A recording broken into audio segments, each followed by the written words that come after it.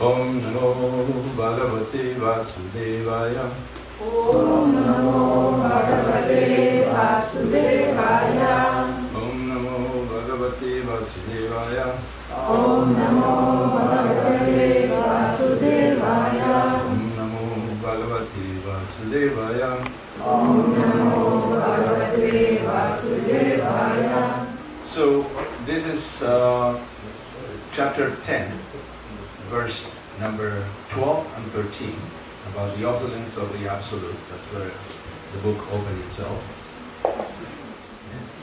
Arjuna uvacha param brahma param dhamma pavitram paramam bhavam purusham shashvatam divyam adidevam ajam vibhum ahustvam risaya sarve devarshir naradastata asito devalo vyasa swayam chaiva bravishime.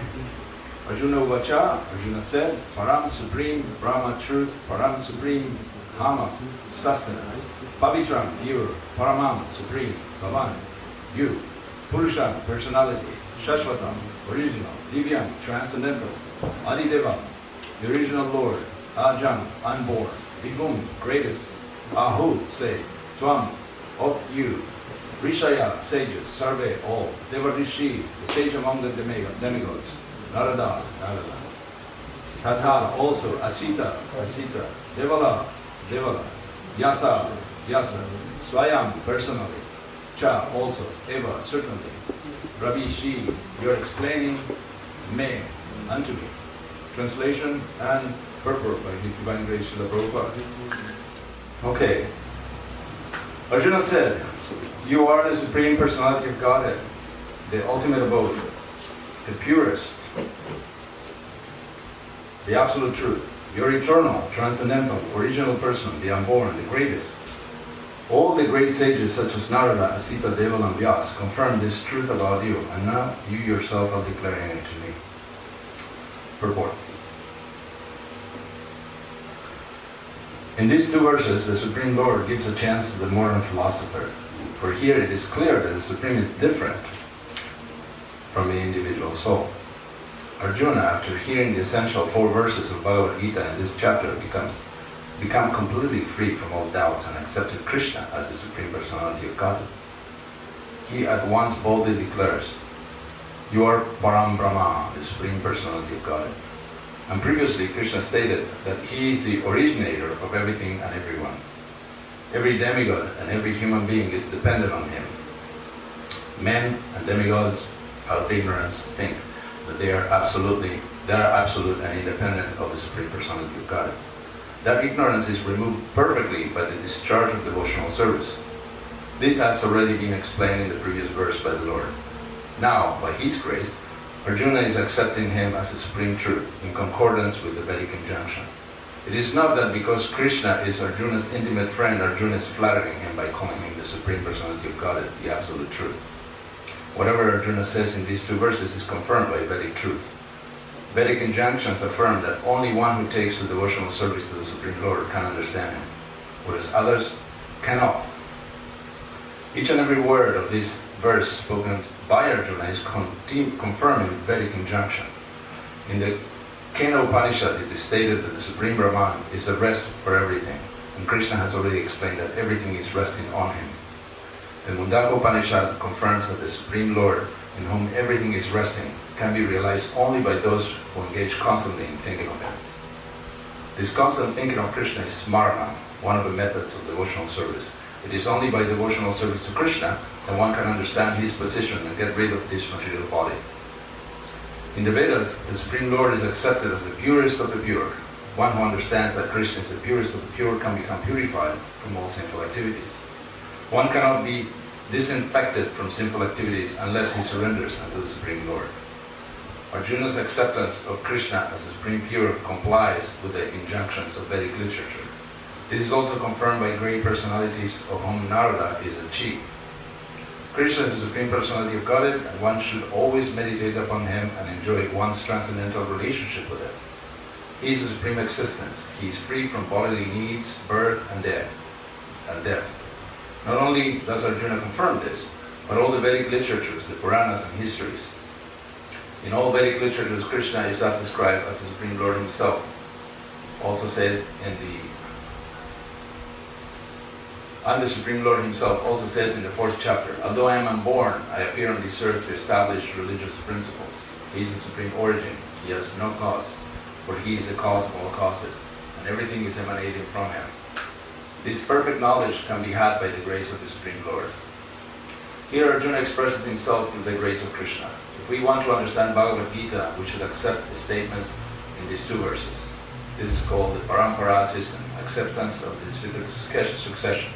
Unless one is in the disciplic succession, you cannot understand Bhagavad Gita. It is not possible by so-called academic education. Unfortunately, those proud of their academic education, despite so much evidence in Vedic literatures, stick to their obstinate conviction that Krishna is an ordinary person. Om Agalan Tiviran Nasya Vinanjana Sala Akayakshurilitam Jena Tasmai Sri Gurave Namaha Mukam Karuti Vachalam Guminagayati Grimyal Kipatamaham Sri Gurunadinataranam Paravanandamaharam Sri Chaitanya. So it seems like most of the philosophy is actually condensed in this verse and purport as why should one accept Krishna as the Supreme Person? Well, one can do it by induction, by trying to reflect on what's the source, because obviously there is a source.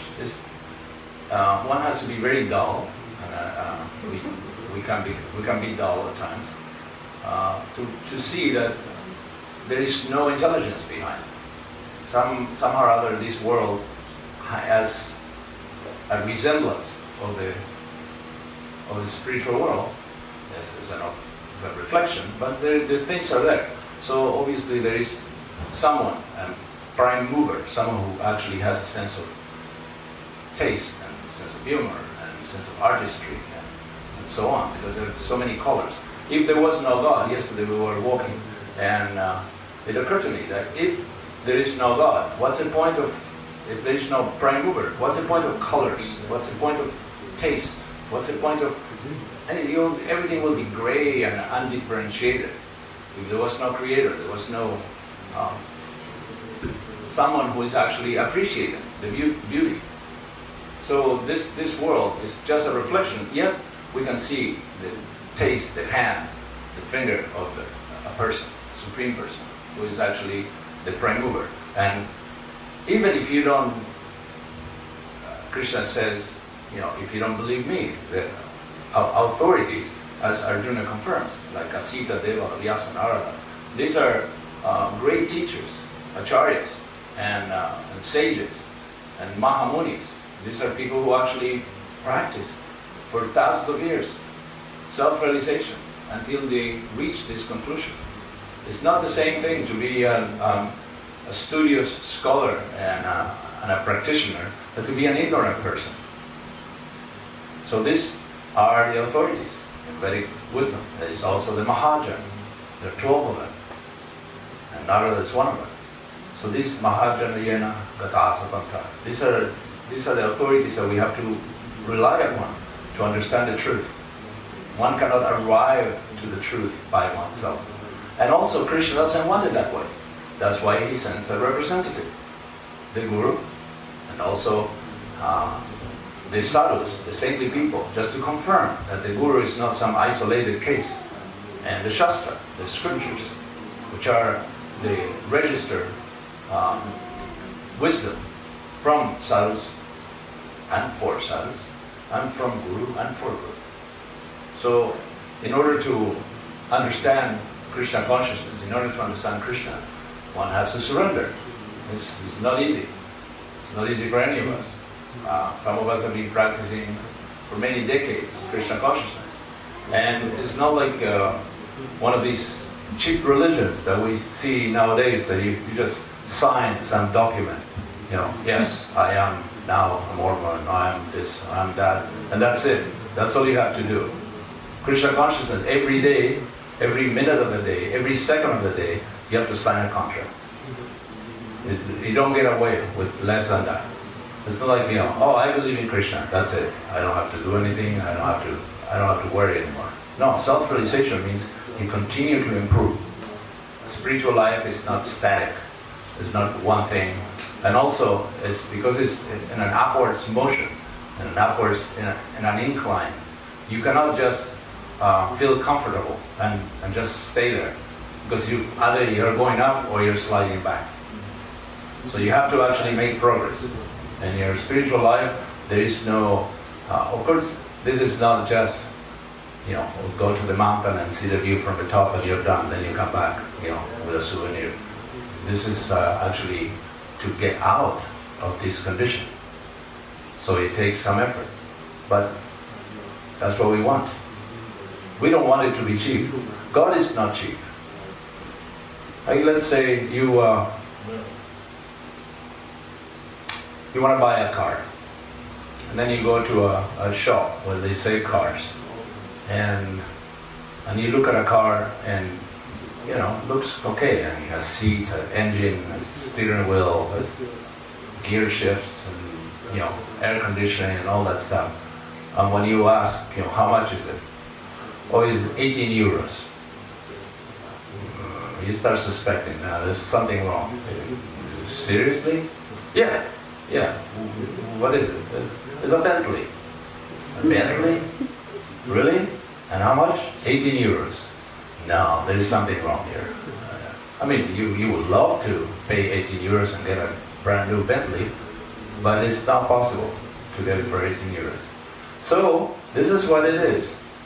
If you want the Bentley of gods, Krishna himself, then you have to pay. If they say, yeah, you can take God. How much is it? Oh, nothing, just sign here.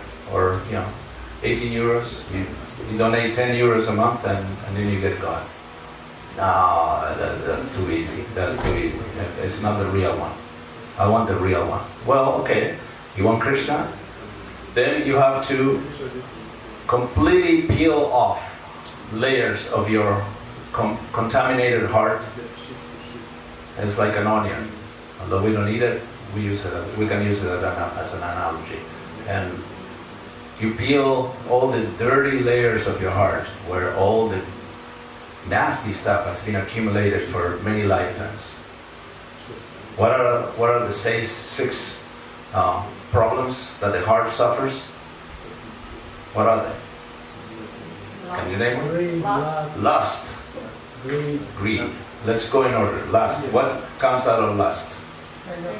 Anger. Why is anger coming out of lust? Madness. We're not going that far yet. So, when lust is unsatisfied, then becomes anger, because you become upset that things don't go the way you want. Greed.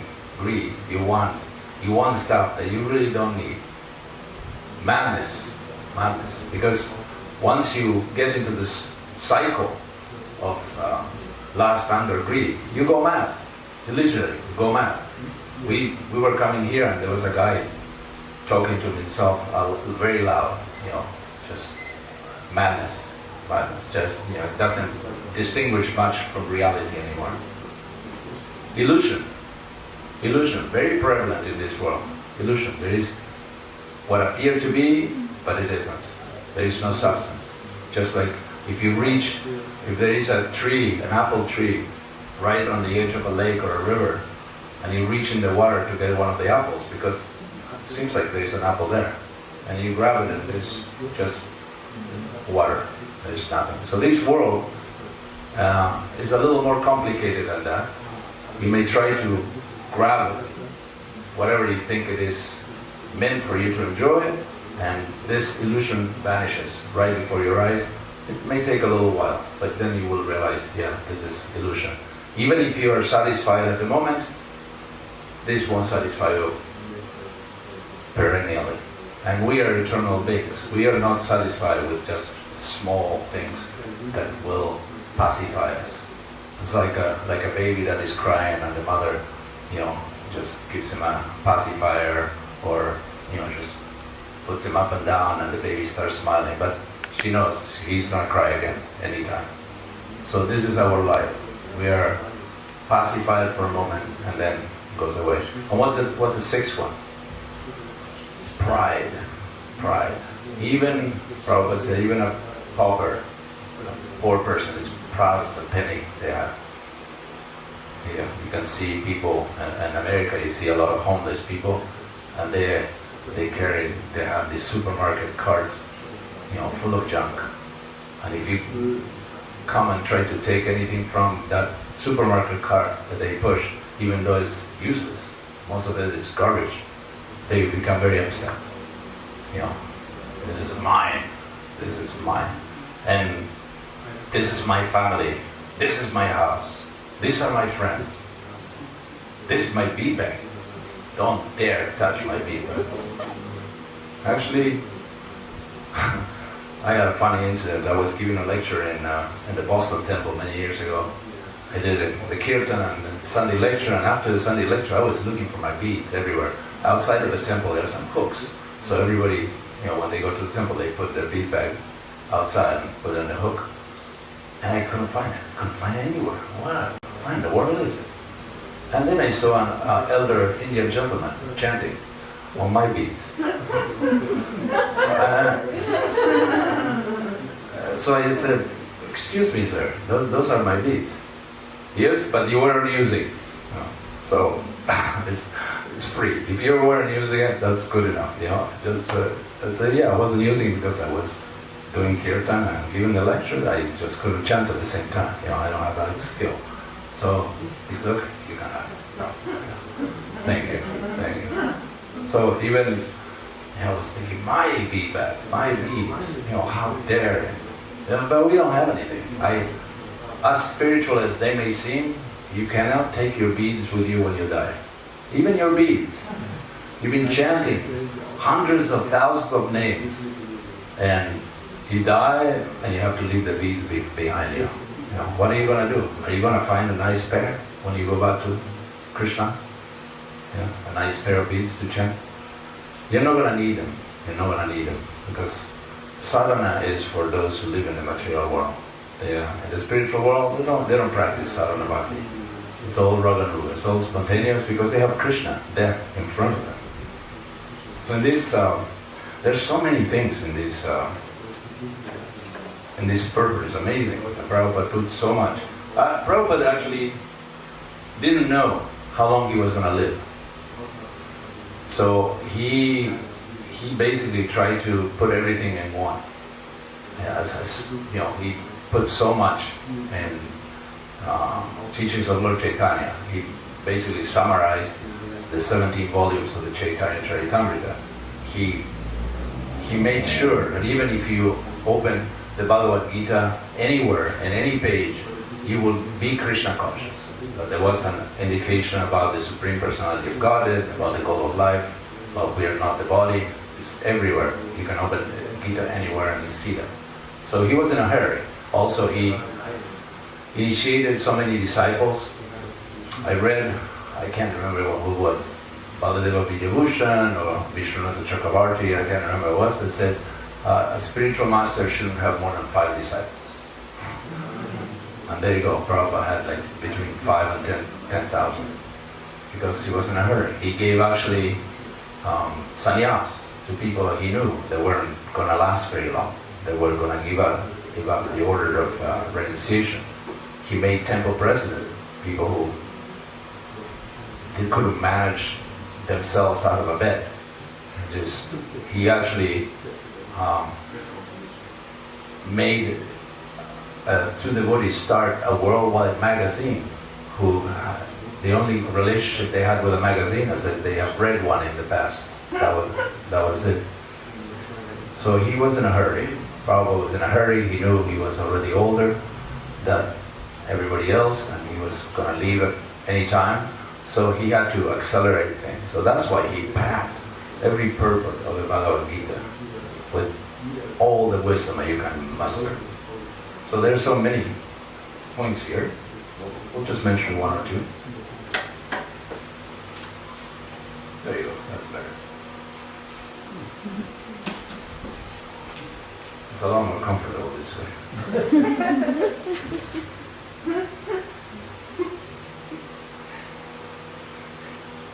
Prabhupada said in these two verses, the Supreme Lord gives a chance to the modern philosopher.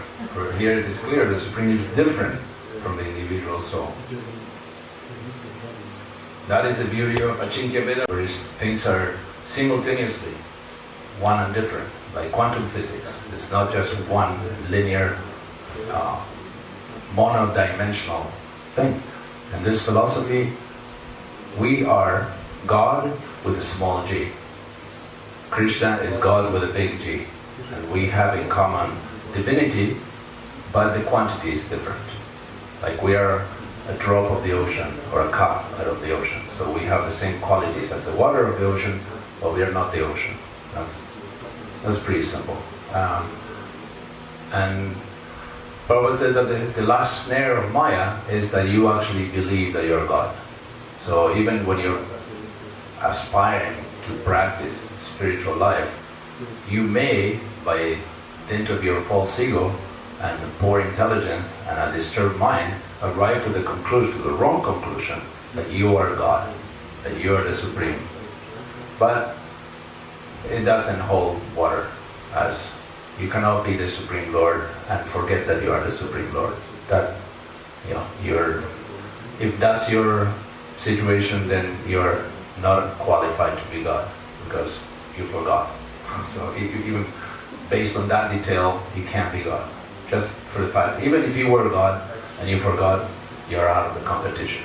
Yeah, just as simple as that. Arjuna had doubts. Arjuna was an intimate friend of Krishna, and he didn't have any doubts about Krishna, and didn't have any doubts about God. But Krishna, for the sake of people like us, decided to place him under temporary illusion. So when he arrived to this verse, Arjuna was already free from all these doubts and queries. And Arjuna said, "You are Param Brahma, the Supreme Personality of God." So Krishna told him that he was the origin of everything and everyone, and that every demigod, every human being is dependent on him. Anybody knows the verse? I think it's from the Svetasvatara Upanishad. Yeah. Nityo nityanam chetanas chetananam eko bahunam yogi dadati kama. So this verse says, Nityo nityanam. There are many eternal beings. And eko bahunam. Eko means one. But there is one that is different from all the others, and is the one maintaining everybody else. So this is what is meant here, that one is the originator and is maintaining everybody. That is Krishna.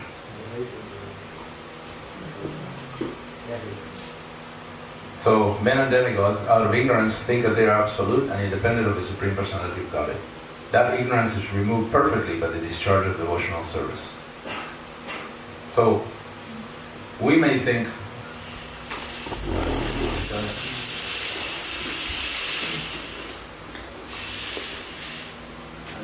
so we're not independent. Even if we think we're independent, I'm doing my own thing. Krishna is very liberal, and he allows you to think, I'm cool, I'm fine, I do my own program. But no, you're depending on the laws of nature. You're depending on Krishna to fulfill them. There is another verse from the Gita, Mata Gyana Smriti Rapohanam Cha, where actually Krishna provides Jnana, knowledge, Smriti, remembrance, and Apohanam. Apohanam means forgetfulness. As you cannot even forget anything unless Krishna allows you to forget. And you may think, what that doesn't make any sense. No, because sometimes you suffer some traumatic events in your life, and you really don't want to have them constantly in your mind, because it will disturb you, it will alter your behavior. But Krishna, in Apohanam, makes you forget them by his kindness.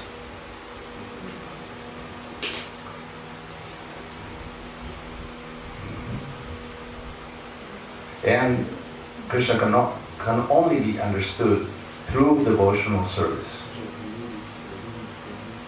others cannot. Only by one takes to devotional service, Krishna can be understood. So this is a method. This is a way to understand. Why? It's not that Krishna is lazy and doesn't want to do anything and wants us to do it, and therefore, okay, you do something, you please Krishna, then you're okay. He will give you a little, a few crumbs for you to eat. No, this is because it's good for you, because devotional service is actually a form of currency. This is how you buy Krishna. This is the only thing that Krishna wants from you is devotion. Everything else he has, he doesn't need anything. But devotion from you, because you're an independent in the sense of very infinitesimally independent. Very, very, very small independence. Just like we flew from America and we're flying across Europe, and and when you're on the plane, you have certain independence. You can go to the bathroom, you can talk to the next passenger, you can read a book, you can take a nap, you can change seats. But there is one thing that you cannot do, which is to get off in midair. You cannot walk out of an airplane as an airplane is flying. So we do have a minute independence, but it's very small and it's constrained by the cycle of birth and death. So you can move around and do this, do that, but you're going to have to die. And you have to take another birth. And you have to grow old. You cannot stop old age. You cannot stop a disease. You may take a pill, but the disease will still be there. So this is the process of getting out, is to please Krishna through devotional service, because devotional service cleanses your heart and is very attractive to Krishna. Krishna loves you, but he would like to see you in your original condition, as a pure lover, not as contaminated by lust, anger, greed, etc., etc. So Krishna will give you mukti, will give you liberation, will give you siddhi, mystic powers, will give you wealth, will give you relief from anything. He'll give you pretty much anything you want, but he's very careful to whom he gives devotional service, because devotional service is close to his heart and he's going to conquer. So if he gives you devotional service, it's because you earn it, because you deserve it. There are cases of mercy, but most of us will have to struggle and endeavor in order to get devotional service. And pure devotional service, not mixed. Mixed devotional service means you want something out of this transaction. Pure devotional service means you don't want anything. You just want to please Krishna. As the last verse of the Shikshamrita, Shikshastra, thank you, says, Ashisyava padarata pinashmam, etc., etc., that my dear Lord Chaitanya, putting himself in a position of a devotee as he wanted it, he says, you can embrace me, you can kick me, you can neglect me, you can forget about me, but that doesn't change anything. You are my worshipable Lord eternally. So this is our position. This is how we should pray. No matter what Krishna does to us, we should be loyal and never give up, because it's for our own good. Whatever he's doing to us is for our own good.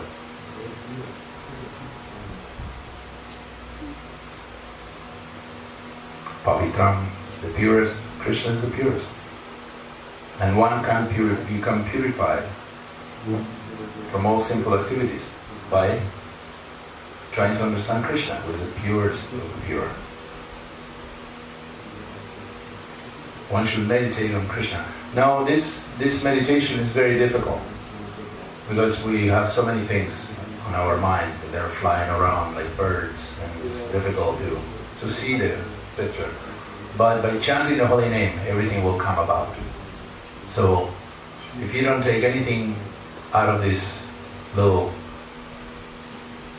Bhagavad Gita class, or whatever they call it, then at least take the holy name with you and chant constantly. Try to chant as much as you can, and try to chant purely and with attention.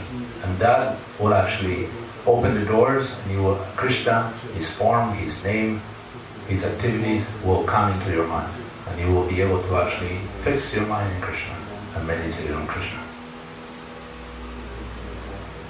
And even though Krishna says he's unborn, he appears on this earth to establish religious principles.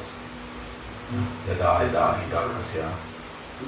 He, once in a while, he shows up and reestablishes religious principles. This is for the benefit of everybody. Krishna doesn't have to do that. This is an insignificant universe among so many universes, but he still cares about us. And he shows up and he reestablished religious principles so we can go back to Godhead.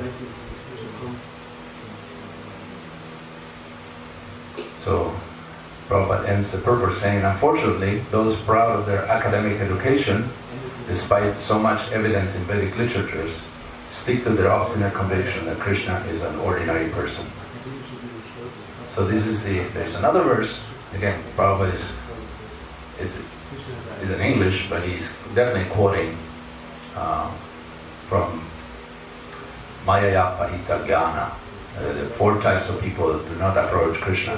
One is the Mayaya Parita Jnana, those who acquire knowledge, but illusion covers them. So they know a lot of stuff, but they really don't know anything. It's equivalent to falling into the ocean and being able to calculate the depth of the ocean, the amount of water, how many liters are in the ocean, and what's the distance between South Africa and Brazil. They can know so many things, but they only need to know one thing: how to swim. So this is a Mayaya Parita Jnana. You know so many things, but none of them is useful because you're drowning. So this is okay. I'll stop here before you. They say that one of the definitions of eloquence is that one should stop speaking before anybody else thinks one should. So I'll stop right there. Any questions or comments, please? I think the most difficult part of this will be to put back the chapters in order. Yeah. Any comments? Bruce, you want to say anything? This is your chance. Any chastisement you have for me? I'm an easy target. I'm sitting right in front of you now. Yeah, I was thinking Prabhupada was in a hurry, but Prabhupada was also, I feel a little bit why Prabhupada, he was in a hurry in one sense, but in another sense he was also transcendental. He was like, Krishna can do anything, and he did his best, but he was not like in the mood of passion or something. I don't think Prabhupada was in the mode of passion. No, I didn't mean to say it that way. What I'm saying is that Prabhupada had very little to work with. It's like when you go to the kitchen and there is only potatoes and chickpeas, and you have to make a Sunday feast. It's difficult. It's difficult because you're missing ingredients. There are no spices, no other vegetables, no sweets, nothing like that. So Prabhupada was dealing with just potato heads. People were very thick, very contaminated by hippie philosophy, personalist philosophy, no philosophy. So he had to deal with very difficult conditions, and he wanted a society, a worldwide society established, and a respected society, not just some society. So he had to make concessions, a lot of concessions. But of course, Prabhupada was transcendental to all of that. He knew that Krishna's hand was behind all the effort. But I think he didn't know. He didn't know how long he was going to stay in the planet. And so he tried to do. That's why Prabhupada worked so hard. He went 12 times around the world. He woke up, went to sleep at 11, woke up at 1:30 and started doing his purpose and translations and purpose. He obviously, if he knew that things were okay, he probably would have slept a few more hours and traveled less. He traveled because of he needed to maintain all these disciples that were weak. Yeah. Yeah, in one sense. Anything else? Yeah. What are the first steps to purify the heart from the six angers, like pride, anger, and all this? That's a good question. Do you want to answer that? Would you like to answer this? I have my opinion, but this Baruch is senior to me, so I'm going to give him a chance to reply to you first. Yeah? Can you please repeat the question? What are the first steps to be taken to get rid of anger, lust, anger, greed, madness, illusion, and pride?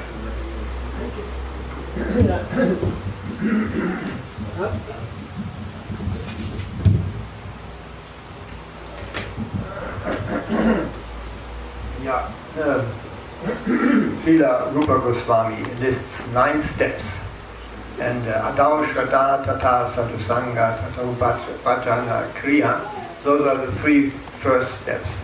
So the first step is Adau Shraddha. First one should have a little faith in the process, and the faith that Krishna is the Supreme Personality of Godhead. One should think, well, this could be possible. One should not think this is impossible from the beginning. So Adau Shraddha. Then the next step is Tata Sadhusanga. One has to join the association of devotees, sadhu sangha or sadhus, sadhus of holy people who follow a spiritual master. And in their association, one will gradually accept a spiritual master. This is bhajana kriya. Accept a spiritual master, get initiated, and then get further detailed instructions by the spiritual master. So those are the first 3 steps. It starts with Adau Shraddha. First, there should be little faith in the process.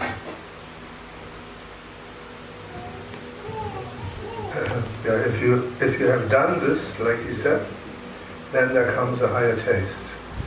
And you can only give up bad things if you have a higher taste. And the higher taste is just some revelation, some taste of Krishna, you feel some purification going on, and then you get this faith that this works, the process works. And then you go on and on and on. But it's like you don't get free from the bad taste if you don't have a higher taste. So you have to strive to pray to get this higher taste.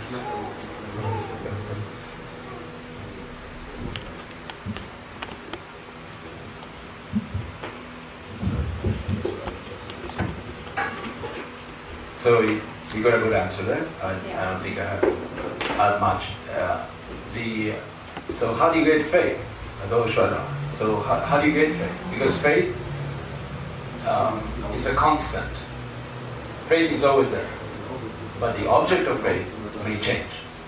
So you have faith in one thing and you may switch and have similar faith in something else.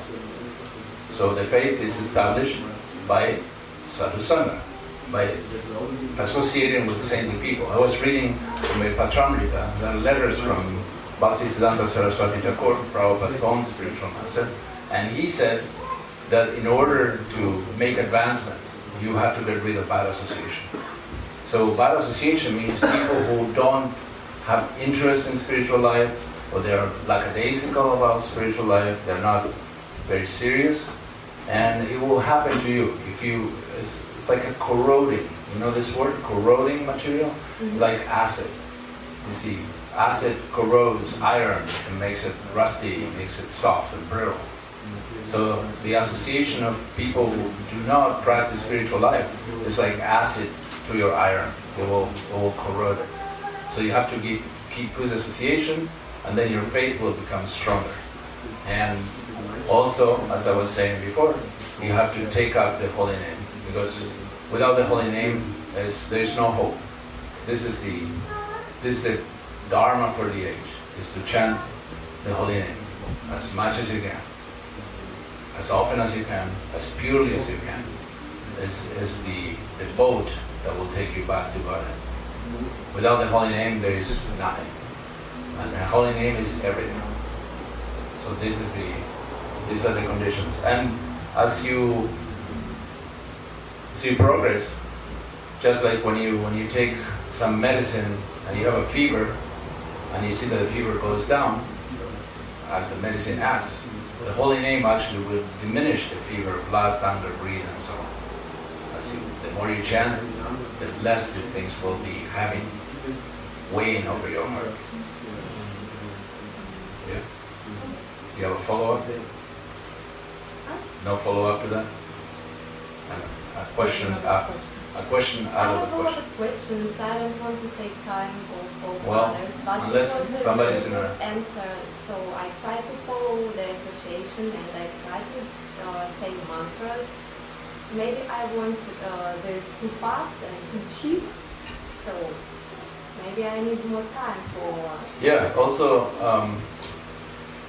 Prabhu was mentioning, Vaidinath Prabhu was mentioning Rupa Goswami. Rupa Goswami also writes in the first verse of the Upadeshamrita, and translated as Nectar of Instruction, that patience, perseverance, determination, and enthusiasm. So these three things, patience, enthusiasm, and determination, can never be given up. These are the things that you always have to have. So obviously you're young, so patience is probably not one of your greatest virtues by mere dint of your age, not because, it just happens that way. When you're young, you have less patience. When you get older, you've seen so much that you just, okay, no big deal, I'll go through this. So you have to have patience. You can achieve it overnight. Well, you may be a special case, but most of us have to persevere for a long time. And it's like a salesperson. You go on selling vacuum cleaners door to door, and then you knock on a door and you say, "Hi," next door. I have. You just go, and after the 10th door, somebody says, "What is it?" "Oh, I have this wonderful vacuum cleaner. We already have one."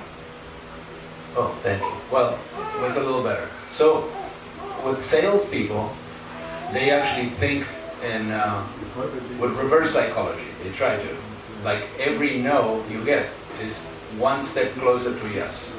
You see? So, if you go through a lot of struggle, you should see that Krishna is actually putting special emphasis on your exercise, on your spiritual exercise. So your spiritual muscle grows bigger and bigger.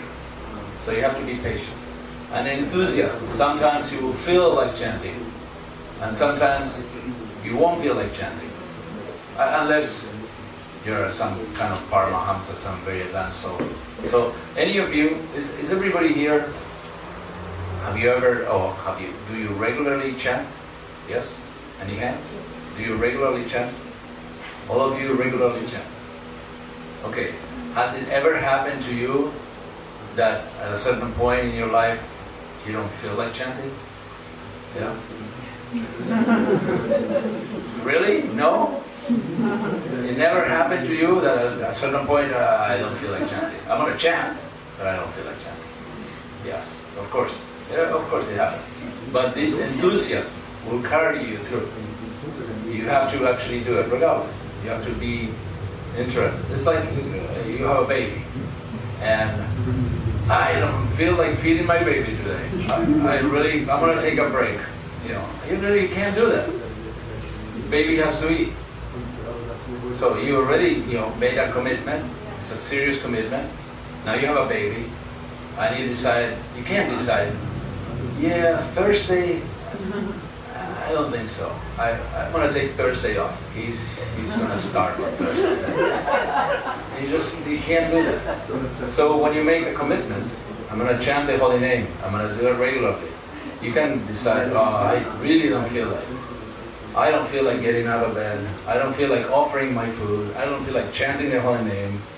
I just feel like just laying in bed and thinking about nothing. which you can't do either, because the mind is always active.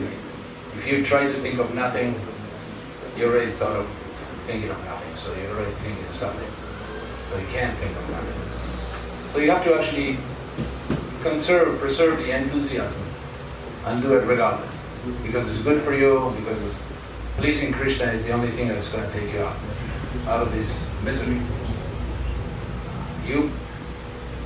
One thing I noticed, I don't know here because I haven't observed it, but when I grew up in Argentina, until I was a teenager, and when you see people on the street, when you meet people, when you go to a store, when you go anywhere, you look at people and people put a certain image, they project a certain image of themselves.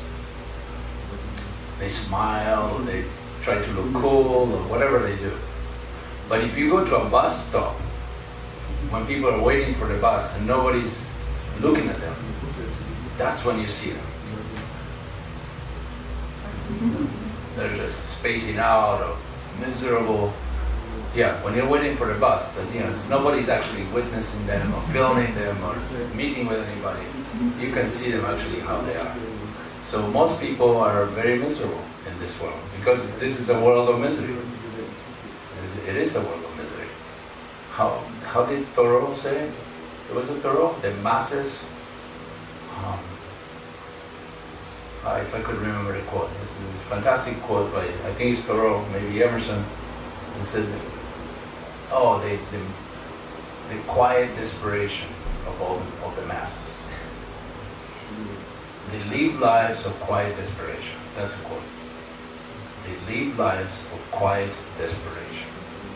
So everybody's living a life of quiet desperation. And sometimes you can get a glimpse of what it looks like. And we are somewhat forgetful because those who chant Hare Krishna, they have had the privilege of misery, the main misery, being uplifted from their heads. So they may not remember how bad it was before, but it is already a great relief. So you should be grateful. You should remember that before you took out to chanting the holy name, you were just part of the misery circle. You're just walking with your head down, suffering. And Krishna has uplifted the misery. But as I often say, you may experience some dryness eventually. That taste that you got when you started chanting is not there somehow. It used to be so joyful, and now it's a little dry. But it's Krishna testing you. Krishna's actually, first he gives you the taste of his name. And then he takes away the taste and to see if you want the taste or him. So if you choose the taste, then you may have trouble. But if you choose him, the taste will come back. Yeah. So it means that if the taste is gone away, I have to continue chanting without the taste, and this is okay. Ashrisya vada pradapti nasumam. Whether you kick me, you embrace me, you neglect me, whatever you do with me, is fine. You are still my worshipable Lord. I love you no matter what. Yeah, like your kid. Now you have a little kid. And the kid is totally dependent on you, and he adores you, and he's cute, but wait until he turns 16 and decides not to talk to you and to steal money from your purse to buy stuff for himself. It's not like you're going to abandon him. So this is what happens. We go through this growth and go back and forth and play around. But Krishna never neglects us. He's very attentive. He's looking. He's always waiting for you to turn towards him. He's always waiting. He doesn't have any other business. It's not that Krishna has a day job and as a hobby he takes care of the living entities. And because he doesn't have that much time after his 8-hour day job, he can take care of everybody. So yeah, Krishna is very attentive. He's waiting for you, and don't worry about the taste. The point is to give pleasure to Krishna. That's how your pleasure comes. If you try to please yourself, it's not going to work. You have to please Krishna. If you please Krishna, you will be pleased. So don't worry about your own taste. And make sure that Krishna has taste. Like when you chant in front of the deities. Chant for the pleasure of the deities. Don't try to hear how wonderful you are, how nice you sing. Oh, Krishna must be so pleased with me because I'm such a good musician or something like that. No, I hope this is pleasing to you. And then you will get the pleasure.